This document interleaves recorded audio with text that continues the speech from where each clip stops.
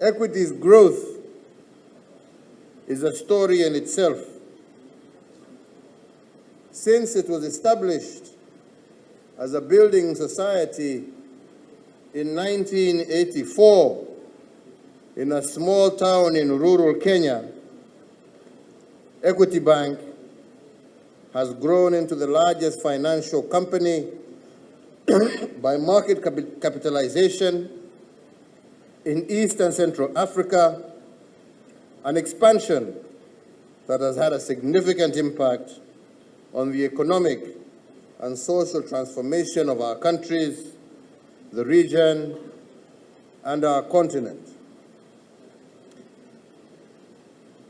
Ladies and gentlemen, we are here today not only just because of this building, but also as a symbol of the best that Africa can achieve through working together.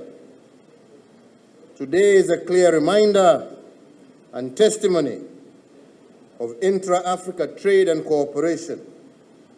And on my part, I reaffirm the commitment of my administration to drive closer economic and social relations in both the region and across the continent, exemplified by integrated, peaceful, and ambitious societies coming closer together on a united platform of shared values and a common aspiration for growth and prosperity for all. Today, the Republic of Kenya and the Democratic Republic of Congo forge a stronger bond through the merger of Banque Commerciale du Congo and the Equity Bank of Congo.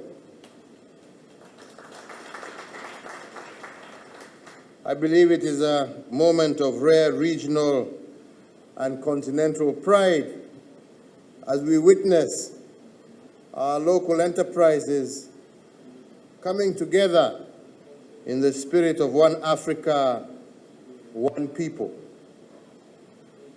Today, we boldly walk further down the path inspired by our founding fathers who urged the continent, and I want to quote President Kwame Nkrumah, who said, "Unite we must, without necessarily sacrificing our sovereignties. We can forge a political union based on defense, foreign affairs and diplomacy, and a common citizenship. But we must unite in order to achieve the full liberation of our continent," end of quote.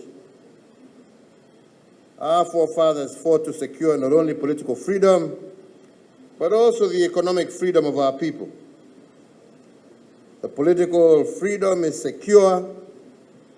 Economic liberation is therefore the task of our time. And I note with pride that with the merger of these two institutions, Equity BCDC becomes the second largest commercial bank in the Democratic Republic of Congo and among the leading joint financial investment entities in our region. It speaks a lot that you go beyond the boundaries to support integration and to support regional trade. We thank you most sincerely, Mr. President, for championing regional integration and African Continental Free Trade Area framework, enabling the private sector to grow regional ambitions. Championing Kenya as a regional financial center, we believe inspires financial sector to become a major exporter of financial services in the region, facilitating trade and integration.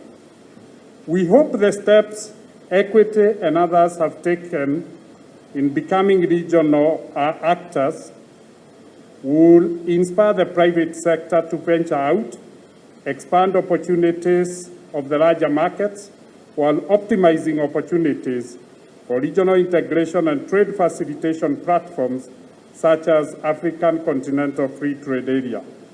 Equity, Your Excellency, will facilitate the same through trade finance and cross-border payments while financing expansion of opportunities by financing wealth creation initiatives, either in production of goods and services to create employment for our people.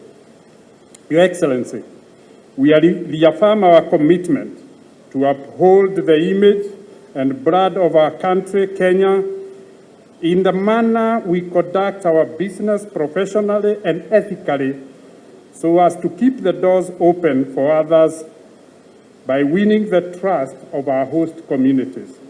We thank you, Your Excellency, today for being part of us. Excellency, we succeeded in Kenya because of your government's policy of facilitating private sector. We promise that as we come to DLC, we will carry out our activities as we have done in Kenya. And in so doing, we will strengthen the strong bonds between our two countries. Your Excellency, this afternoon, it is really a great honor to the Equity family, wherever we are in East Africa.